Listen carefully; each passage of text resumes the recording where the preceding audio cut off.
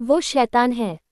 खतरनाक, जानलेवा और हैरान कर देने वाला खूबसूरत एडी अलेक्जेंडर, जो डैनियल और एन का बेटा है, जिसे दुनिया ब्लैक बीस्ट के नाम से जानती है।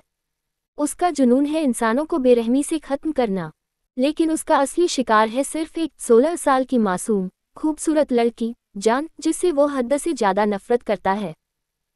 लेकिन किस्मत एक ऐसा खेल खेलती है, एडी को मजबूर कर देती है उस दुश्मन जान को अपने करीब लाने पर, क्योंकि एड की 3 साल की बेटी की जिंदगी अब जान और एड के बच्चे के बोनमेरों पर टिकी है। क्या वो जान, जो खुद इस बीस्ट से कांपती है, उसके बच्चे को जन्म दे पाएगी? क्या नफरत और डर के बीच खिलेंगे मोहब्बत के फूल? और क्या गुनाह किया था जान ने जो ये बीस्ट उसकी मौत का दीवाना था? जब दिल की जंग शैतान से हो, तो जीत किसकी होगी, शैतान या इंसान? धमूर्ति धमूर्त गोवा राजधानी पणजी पुलिस स्टेशन दोपहर 3:20 पूरे पुलिस स्टेशन में चहल पहल थी। आज सब ऑफिसर अलर्ट होकर काम कर रहे थे, क्योंकि आज SP madam Ramakant Shinde round पर थी। वो एक स्ट्रिक्ट लेडी ऑफिसर थी और इक्वल्स ऑन ड्यूटी अफसर की जरा भी लापरवाही पसंद नहीं थी, इसलिए हर केस की फाइल वो खुद रीड करती थी और सबसे मालूमात ले रही थी, और उनके पास बिल्कुल सावधान बने खड़े थे ऑफिसर अजीत कमल और ऑफिसर जावेद जिलानी। तभी एक कांस्टेबल भागता हुआ आया, जो बुरी तरह हौंफ रहा था। पसीने उसकी वर्दी से और चेहरे से टपक रहे थे, और सबसे ज्यादा खौफ उसके चेहरे पर था, जो पीला पड़ चुका था। अब मैडम ने कहा, क्या हुआ जोसेफ? तब जोसेफ ने हकलाकर डर से कांपते हुए कहा, मैं मैडम, फिर से एक डेड बॉडी आया है। और इतना सुनते ही सब बाहर की तरफ लपके, और रमाकांत शिंदे, जो एक हट्टी कट्टी मजबूत जिस्म की औरत थी, सामने रखे उस ब्लैक कलर के सूटकेस को देखकर लड़खड़ा गई थी, क्योंकि ये इस हफ्ते के अंदर चौथा सूटकेस था।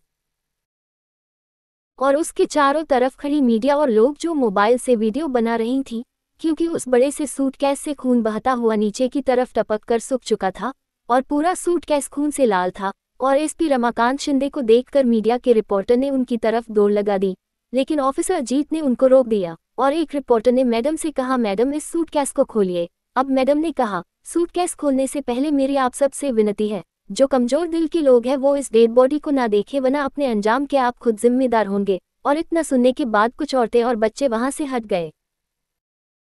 तब मैडम ने अपने दोनों ऑफिसर को उस सूटकेस को खोलने का इशारा दिया, और तब उन दोनों ऑफिसर ने हाथों में ग्लव पहने और घबराते हुए सूटकेस खोला, और जो उसमें बॉडी थी उसको देखते ही कुछ रिपोर्ट की चीख निकल गई, और एसपी रमा मैडम ने एकदम मुंह फेर लिया, और एक बूढ़ा आदमी सीने पर हाथ रखकर बैठ गया, और कई लोगों गश खाकर गिर गए थे, क्योंकि बॉडी की हालत पहली बॉडी से भी ज्यादा खतरनाक थी। लाश एक लड़की की थी, उसके सर के बाल बेदर्दी से उखाड़ दिए गए थे, और उसके गंजे सर से खून बह रहा था।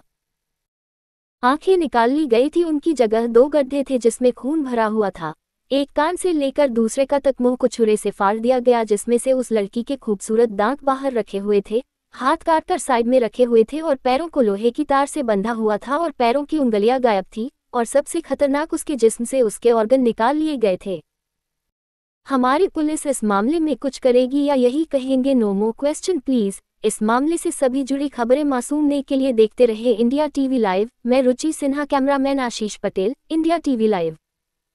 अब रमाकांत शिंदे ने अपने इंस्पेक्टर अजीत से कहा, अजीत तुरंत मीटिंग बुलाई जाए और लिस्ट चेक करके बताओ ये लड़की कौन है, ताकि इसकी पहचान हो सके, और इसके घर वालों को इन्फॉर्मेट करो। अब अजीत ने ओके मैडम कहा, और अब सब बड़े ऑफिसर मीटिंग रूम में बैठे थे। आईपीएस अधिकारी कमिश्नर हेड चेयर पर बैठे थे, आईजी, डीआईजी सभी इस मीटिंग मौजूद थे, और एक बड़ी स्क्रीन पर एक मास्क मैन की फोटो चल रही थी, जिसने ब्लैक लेदर की हुडी जैकेट पहनी थी। पूरे मुंह पर शाइन करता हुआ ब्लैक मास्क था, जिसमें से उसके चेहरे का एक हिस्सा भी नहीं दिख रहा था, यहाँ तक कि उसकी आंखों की जगह भी ब्लैक ग्लास लगा था। हाथों में ब्लैक लेदर की ग्लव्स थे, उसका बस आधा ही फोटो था, और वो भी एक सीसीटीवी कैमरा की फुटेज थी, जिसमें वो खुद खड़ा होकर कैमरा में देखकर उनको मिडिल फिंगर दिखाकर उनकी इंसल्ट कर रहा था। उसका अंदाज ऐसा था जैसे ये फोटो भी उसने मासूम बुझ कर दी है, ताकि वो बता सके कि ये मैं हूँ, जो तुमसे उखाड़ा जा सके उखाड़ लो। बस एक वही फोटो थी जो हर देश में फैली हुई थी। इसको देखकर ही लोग खौफ खा रहे थे। कोई घर से बाहर निकल रहा था, बड़े से बड़ा गैंगस्टर और बड़े से बड़ा डॉन उससे खौफ खाए बैठा था। यहाँ तक कि पुलिस भी कहीं ना कहीं खौफ में थी, जब से 3 ऑफिसर की लाश भी इसी हालत में मिली थी।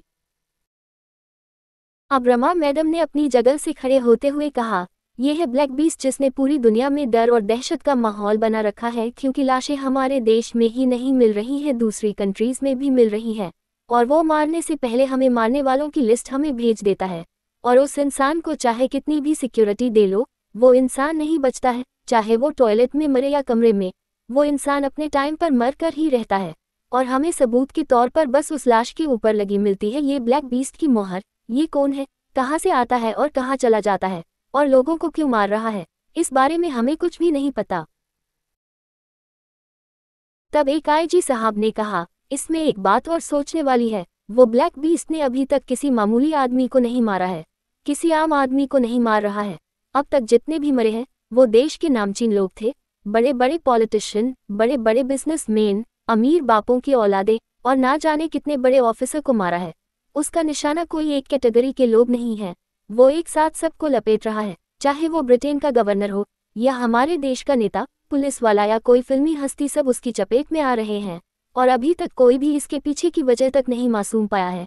आखिर ये ब्लैक बीस्ट चाहता क्या है? ये जो कल डेड बॉडी आई है, जरूर इस लड़की का कनेक्शन भी किसी बड़ी फर्म से होगा। वो ब्लैक बीस्ट किसी छोटे मोटे लोगों को पर हाथ नहीं डाल रहा है, इसलिए इस ब्लैक बीस्ट के मामले में हम तो क्या, बड़ी बड़ी कंट्रीज अमेरिका, रूस, ब्रिटेन, ये सब भी कुछ नहीं कर पा रही है, क्योंकि हमारी कंट्री से ज़्यादा तो वहाँ मौत हो रही है। उनके पास भी इसका कोई जवाब नहीं है। यहाँ तक कि अमेरिका ने तो उसको पकड़ने के लिए एड़ी चोटी का जोर लगा दिया है। मेरी वहाँ के एक अफसर से बात हुई है इस बारे में।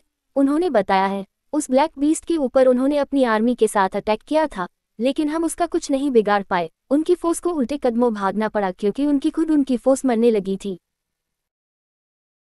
तब से उस ब्लैक बीस्ट को लोगों ने वन मैन आर्मी का टैग दे दिया है, और अमेरिका ने अपनी बेइज्जती के डर से उस हमले की सभी वीडियो सोशल मीडिया से अमेरिका के बाहर निकलने से रोक दिया है।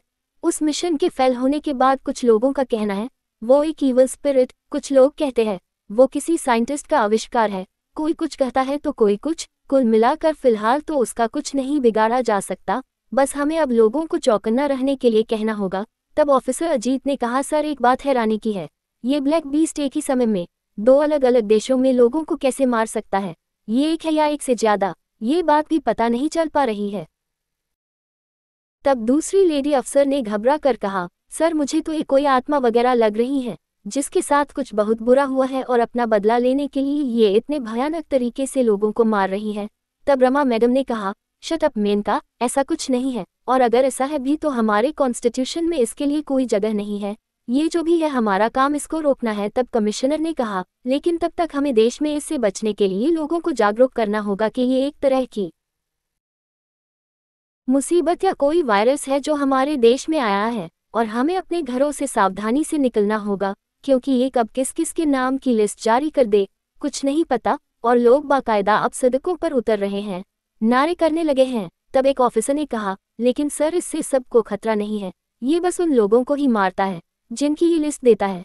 तब रमा मैडम ने भूनकर कहा, ऑफिसर अजीत ऐसा ना हो अगली लिस्ट में आपका नाम आ जाए। तब वो ऑफिसर चुप हो गया। तब आईपीएस सर ने कहा, कितने लोगों की लिस्ट है और कितने मर चुके हैं और कितने बाकी है?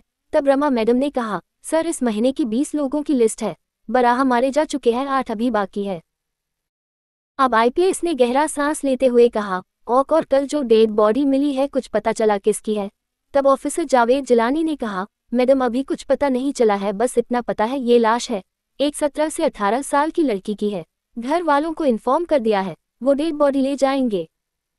अब आईपीएस सर ने कहा, ठीक, अब जल्द से जल्द उन लोगों का पता लगाओ जिनके नाम लिखे हैं, इस बारे कोई ढील ना हो। और ये कहकर सब खड़े हो गए। कौन थी ये लड़की और क्यों मार रहा था ये ब्लैक बीस्ट सबको?